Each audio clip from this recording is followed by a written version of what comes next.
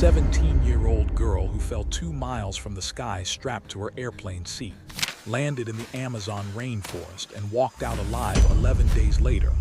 This isn't fiction. This isn't a movie. This is what happened on Christmas Eve, 1971, when the impossible became real. Imagine you're on a plane with your mother heading home for Christmas. You're 17, excited about the holidays, thinking about presents and family gatherings. Then the plane hits a storm, thunder crashes, lightning illuminates the cabin, the aircraft shakes violently. You reach for your mother's hand, and then everything explodes. The plane disintegrates around you. You're suddenly falling through the sky, still strapped to your seat, spinning through clouds and rain, the jungle rushing up at you at terminal velocity. You have seconds to understand you're about to die. This is how your life ends, falling from heaven into hell. Now, here's a small note before we continue. If you enjoy stories about people who changed the world by thinking differently or living differently, hit the subscribe button and join our journey. Okay, back to story. Juliane Koepcke didn't die, and the story of how she survived is one of the most remarkable tales of human endurance ever recorded. Juliane was a German-Peruvian teenager flying with her mother from Lima to Pucallpa, Peru, on LANSA Flight 508. There were 93 people on that plane. The flight was supposed to take an hour. Instead, it flew straight into a massive thunderstorm. Lightning struck the plane. The right wing exploded. The aircraft broke apart at 10,000 feet, and everyone inside fell into the Amazon rainforest below. Juliane was still strapped to her seat when she began falling. She spun through the air, watching the jungle canopy rush toward her. She should have died on impact. Every law of physics said she should have died, but something miraculous happened. Her seat row, spinning like a helicopter, hit the dense jungle canopy. The layers of trees and vines acted like cushions, breaking her fall in stages. She crashed through branches, leaves, and finally landed in deep mud. She was unconscious, bleeding, broken, but alive. When Juliane woke up the next morning, she was alone in the Amazon rainforest. She had a broken collarbone, a gash on her leg, one eye swollen shut, and her glasses were gone. She was wearing a sleeveless mini dress and one sandal because the impact had torn the other away. She was utterly alone in one of the most dangerous environments on Earth, 200 miles from the nearest town. Most people would have panicked. Most people would have given up.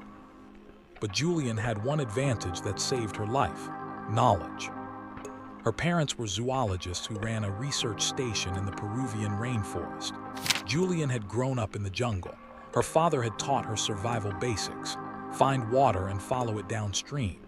Water flows to rivers, rivers flow to civilization. Stay in the water when possible to avoid insects and snakes. Don't panic. Keep moving. These lessons, taught years earlier, became the difference between life and death. Juliane started walking. She searched desperately for her mother but found only wreckage and bodies. The forest was full of debris from the plane, scattered across miles. She found a bag of candy and ate it. She found a section of fuselage with 3 dead passengers still strapped in their seats. She looked into their faces, wondering if one of them was her mother, but couldn't tell because the bodies were too damaged. She kept walking. For 11 days, Juliane walked through the Amazon. She followed a stream that became a creek that became a river. She waded through water to avoid the worst of the jungle floor. Her wounds became infected. Maggots laid eggs in the gash on her arm. She had no food except the occasional candy she found in wreckage. She had no clean water, drinking from the river despite knowing it could make her sick. She heard rescue planes overhead, but they couldn't see her through the dense canopy. She was invisible to the world, presumed dead like everyone else on that plane. The rainforest tried to kill her in 100 different ways: poisonous snakes, jaguars, caimans, bullet ants whose sting feels like being shot, piranhas in the river, infections that could turn deadly within days. She walked day after day, her body breaking down, her mind holding onto one thought: keep moving. If you stop, you die. So she didn't stop. On the 10th day, Juliane found a boat. Not a rescue boat, just a small canoe tied near a crude shelter used by logging workers. It was the first sign of human presence she'd seen in over a week. She waited there, too weak to walk further. She used gasoline from the boat's motor to pour on her infected wounds, killing the maggots that had burrowed into her flesh. The pain was excruciating, but she knew infection would kill her if she didn't act. The next day, the loggers returned. They found a teenage girl, barely recognizable as human, sitting by their boat. Her skin was covered in insect bites and cuts. Her wounds were infected. She was delirious from dehydration and fever. She could barely speak, but she managed to tell them what had happened. She'd fallen from the sky. She'd walked for 11 days. She needed help. The loggers didn't believe her at first. It sounded impossible, but they took her downriver to the nearest village, then to a hospital.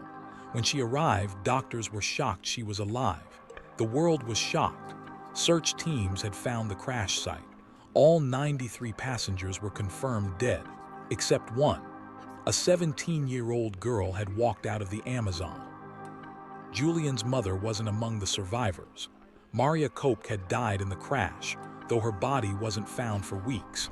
Juliane had to process this loss while also processing her own survival. Why had she lived when 92 others, including her mother, had died? It's a question that haunted her for years. Survivor's guilt is a real and devastating condition.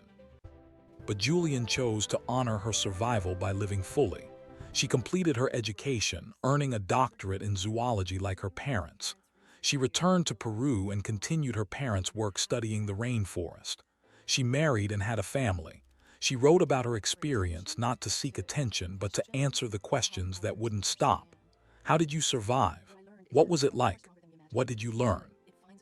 What Juliane learned was this: the human body and spirit are capable of far more than we imagine.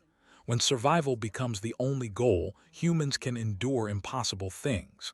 The knowledge her parents gave her, the simple lessons about following water and staying calm, saved her life. But so did something else, something harder to define: the will to live, the refusal to give up even when giving up would be easier. Juliane Koepcke proved that ordinary people can survive extraordinary circumstances. She was just a teenager, no special training, no survival gear, just knowledge and determination. She walked through hell and came out the other side. Her story reminds us that we're stronger than we know, that the lessons our parents teach us might save our lives someday, that giving up is always an option but never the right one. She is a guardian of ancient legacy because she showed humanity that survival isn't about being superhuman. It's about putting one foot in front of the other, even when every step is agony, even when you don't know if you'll make it, even when hope seems ridiculous. She survived because she kept moving, and sometimes that's enough. Share this story with someone who's facing their own impossible situation. Like if you believe humans are stronger than we realize. Subscribe for more stories of ordinary people surviving extraordinary circumstances. Comment: what knowledge from your parents might save your life someday? Next week, Aaron Ralston, the climber who cut off his own arm to survive. Remember, giving up is easy, surviving is hard. But if a 17-year-old girl can walk out of the Amazon after falling from the sky, you can face whatever challenge is in front of you.